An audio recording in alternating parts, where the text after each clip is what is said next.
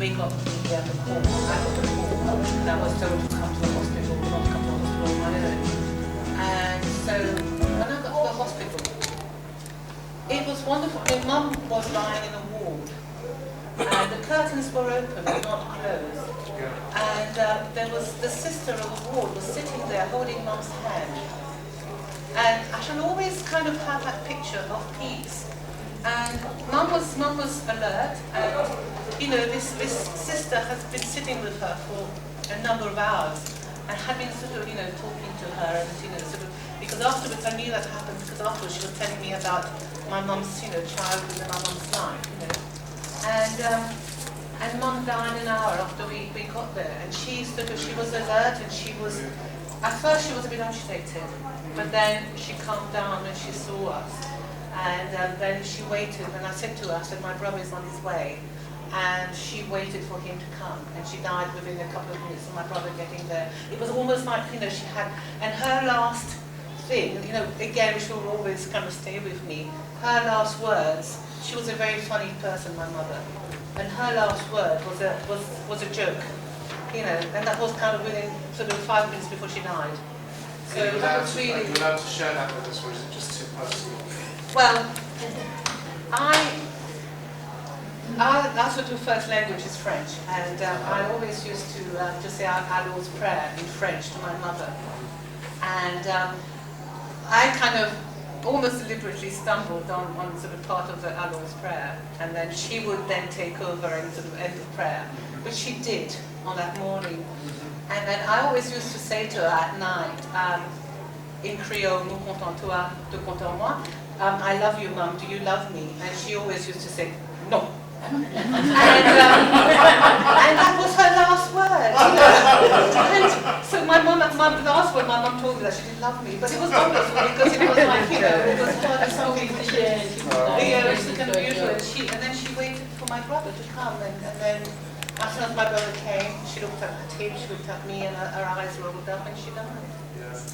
That's sort of perfect. I'm saying that it's really all like sort of, I know it's not like you said, you were kind of lucky that you got to see her in the last. A lot of the time, my mum was in hospital, and the lady was just taken away and put in a dark room, and that. You know what I mean? This is a wonderful story, whereas that upsets you, you do when you're dying. You do, I think, need someone there, not to be like in a quiet room to die quiet, peacefully. But I thought that this way is fun, good way. But that way, I think, is not really. It's not in the humane way, or like leaving someone all on their own. It's going to become dark when you're dead, but not while you're still. So this was on the open ward, and it was very the curtains were open. I was quite surprised that they had. They do allow it. They only drew the curtains. Once sort of, my brother came, and then I noticed that sort of, somebody was drawing the curtains, so. But she was actually, most of the time, it was in an open ward. But that's why I think it should be like that. I don't like the idea of, being, before you're dead, being put somewhere where you must be really scared and frightened, For that lady, honestly, to this day, in a good 4 or 5 years, but I still remember that, why did, I didn't know who to approach or who to go to. Yeah. And why did we put that nice lady in that dark room to sort of, allow, I don't know if she had an hour or, like they get the priest when they say they're. Yes. Yeah, he was there, he did all of his. I was going to ask about it. Did you get the, are you Roman Catholic? No, I'm Christian, I'm Church of England. Church of England? Yeah, and we were actually told off afterwards because we didn't call the chaplain to the bedside. Okay. But the friend who I called before I went to the hospital, she's my home group leader at church, and she came along, and it was really kind of beautiful because, I prayed with her until she died, and then once she had died, there were 5 of us and with Mum. And they all sort of linked hands, and I held, my brother held one hand, and so Mum had already died, and we all linked hands and we prayed. Yeah.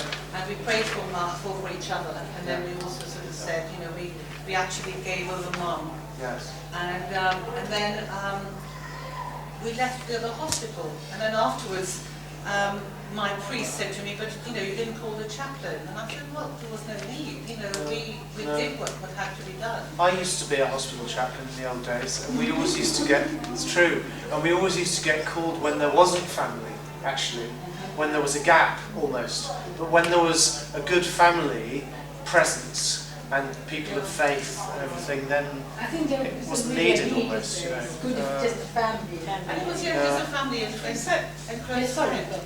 No, I just had thought about, you know, hospital chaplains and the role they play. In my experience, when my mum died 6 years ago, and I was raised as a Christian, I was married to a priest in the Church of England for 15 years, so I kind of, I haven't been to church for a long time, so I'm not practicing in that sense, although I certainly believe.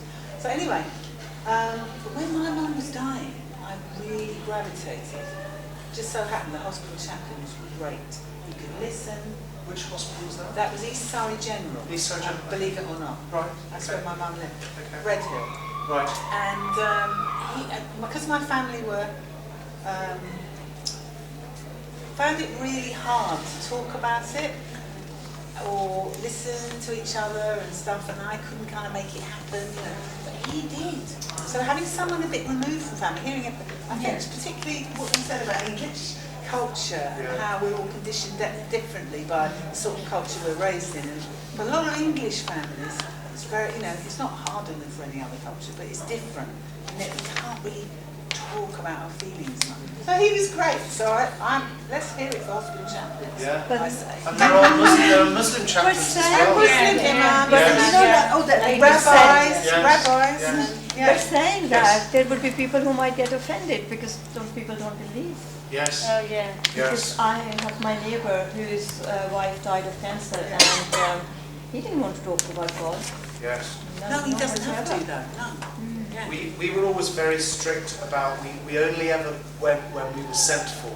Exactly. We didn't believe Yeah, in you don't. hanging around trying to sort of, No, that won't work. you know, push people into having conversations no. they want to have, you know.